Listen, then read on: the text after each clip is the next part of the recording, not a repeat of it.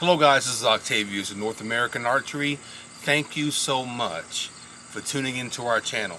Today I want to talk to you about the top 5 tips for the traditional bow hunter.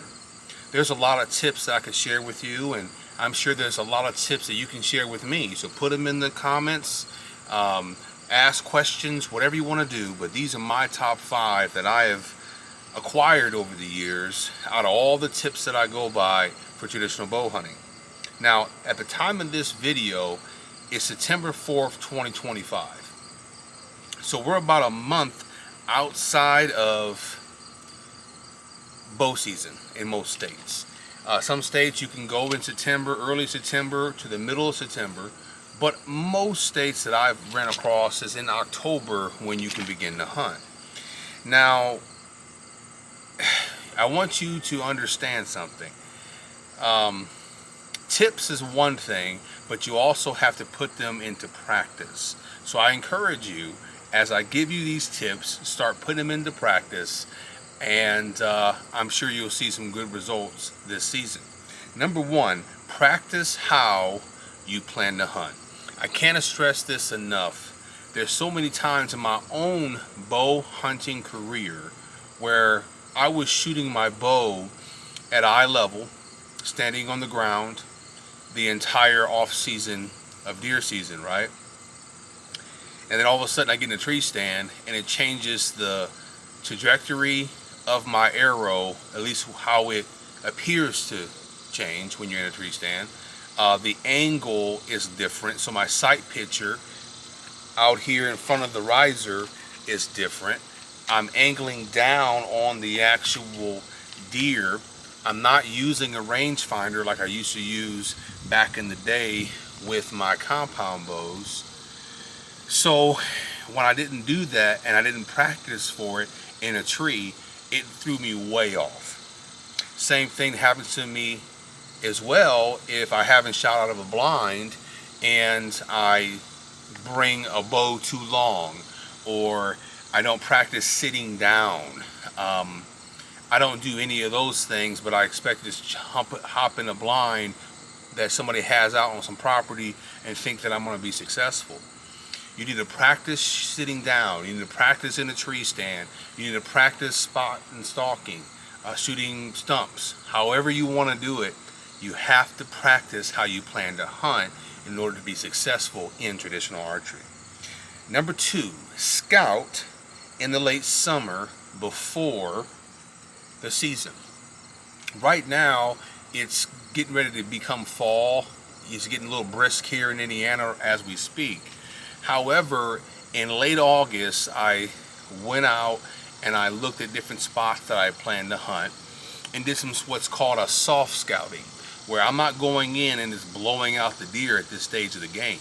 I'm not going into bedding areas trying to figure out where the buck's laying at or nothing like that. I'm just looking at the thickets, I'm looking at the funnels, I'm looking at different places that appear to have good sign, and then hunting the edges of that sign, of that bedding. And I can't stress that enough.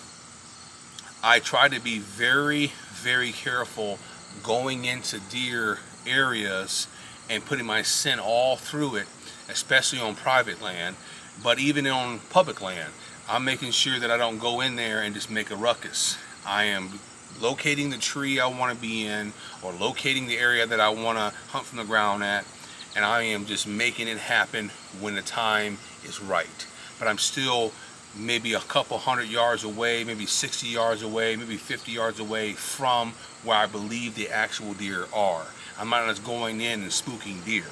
So when you scout late season, or I should say, when you scout right before the deer season starts, right before archery season, you can do it, but you need to do what's called a soft scouting. You want to go out, you want to shine, if it's legal in your area, you want to glass, you want to go out and make yourself a better woodsman and a better aware on the actual patterns of the deer. This time of year, the deer are more patternable, meaning the rut's not in effect. So if you can find their pattern, you can use trail cameras if you want, but you're also going to use it by scouting, just looking at the trails, looking at what funnels they're using, looking where they're bedding at, and connecting the dots and setting up to where you can cut them off from point A to point B. That time of year is my favorite time of year, which we're getting ready to get into. I like this time of year better than even rut hunting because to me it takes a little bit more skill and also it makes you a better woodsman. Number 3, learn more on woodsmanship than equipment and technology. I cannot stress this enough, guys. We have so much technology, so much equipment and gadgets and stuff like that have came out, and we're losing a sense of what it means to be a woodsman, what it means to actually hunt deer down. We have trail cameras that will notify your cell phone, send you an email, make a chocolate shake for you almost. I mean, it's out of control in a lot of ways, but we can use technology as a tool to aid us, but we don't want to use it as a crutch. So woodsmanship to me is being aware of what the woods, what the terrain, and what the climate is trying to tell you. And you use that in order to put yourself in a situation to be successful in the game that you're hunting. Some of the old timers understood this because they didn't have all this technology. I remember my grandfather, he would literally go out in the woods with no trail cameras, with no deer urine or salt blocks or feed corn, and he would literally bear hug a tree and climb up a tree and sit on a branch with his bow and arrow or with his rifle. And I remember him doing that as a kid and hearing about the stories back in the day when my uncles and my mother was a kid of how he would kill and harvest so many animals by just the woodsmanship that he had and the awareness of where he needed to be at what time and how to read the sign to put him at the right place at the right time. So I would say that you don't need all this technology, you don't need all this fancy equipment. You can use it, but don't use it as a crutch because there's so many people that came before us that were great woodsmen without these things. And it's so much more rewarding, right? When you know that you can go out in the woods and get it done by doing it the old school way. Spot and stalking the deer, maybe harvesting the deer in their bed, maybe going out and scouting an area you've never been at and set up in a tree and you're ready to go ahead and get it done that day. There's so much more rewarding for me than to shoot a deer out of grandpa's stand every single year, and it's the same script coming down the same funnel.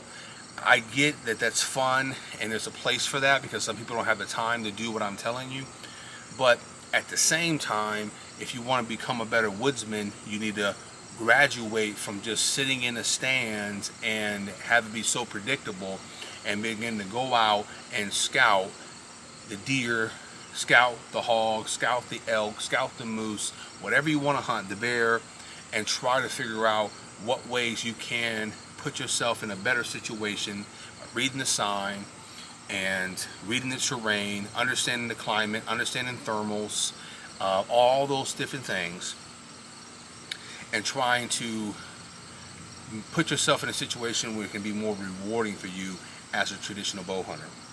Number 4, make sure your setup is as close as possible. It's so critical, guys, that we make our setups as close as possible. What do I mean by close as possible? When I first started hunting with a traditional bow, I was very terrible. I was not good at all at setting up where my tree stand would be. So I literally would get myself in a situation where the deer are 40 yards away, 50 yards away, 30 yards away. Those shots are too far, typically with a traditional bow, under a presser situation, in a tree stand, in a split second of time. You don't have a lot of time to figure out what you need to do most of the time. Sometimes that buck is right there and you got to make it happen.